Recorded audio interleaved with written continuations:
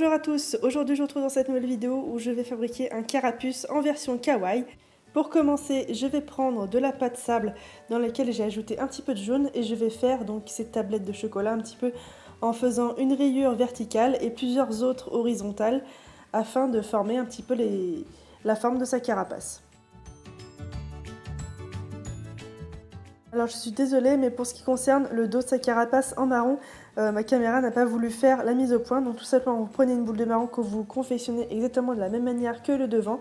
Vous allez faire les petites rainures pareilles, mais avec un dessin carapace du dos en fait. Et vous allez la coller avec le devant en mettant un petit boudin de couleur claire sur le tour pour pouvoir faire la liaison.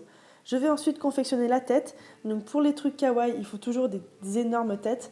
Donc pour ça, n'hésitez pas à prendre vraiment gros. Et j'ai aussi aplati le bas de sa carapace pour qu'il tienne assis.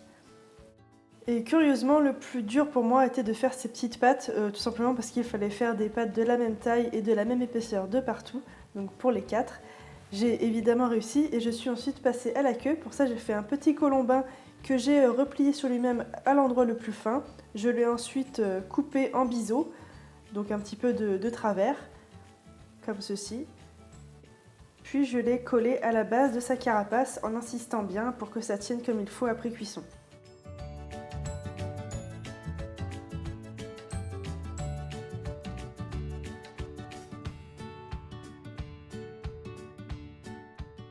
Pour la tête kawaii, je lui perce des yeux avec un gros dotting tool assez espacé. Je vais ensuite former deux petites boules de noir de la même taille toutes les deux. Je les mets à l'intérieur de ses orbites, je les étale un petit peu avec un dotting tool et je vais ensuite former sa bouche qui sera un petit peu le plus compliqué. Pour cela, je forme un colombin très fin de noir. Je vais venir en découper un tout petit bout, vraiment minuscule. Je le courbe un petit peu à l'aide de mes doigts et de mon cutter et je le place bien entre ces deux yeux.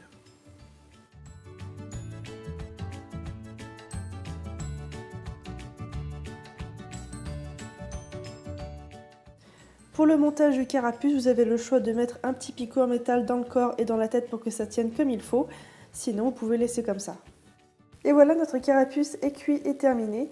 Donc moi, j'ai ajouté un picot dans son corps et dans sa tête pour que ça tienne comme il faut, pour que ce soit vraiment très solide, sachant que ça, c'est de la Pardo. Elle a craqué 2 fois après cuisson puisque le picot avait gonflé dans sa tête, donc j'ai dû la refaire 2 fois. Mais bon, c'est pas grave. Merci encore aux gentilles dames sur Facebook qui m'ont donné les conseils pour pouvoir réaliser une tête qui ne craque pas. Voilà, merci aussi à l'ami qui me l'a commandé, puisque ce sera pour un cadeau. Et puis moi, je vous dis à la semaine prochaine pour un autre tutoriel. Ciao!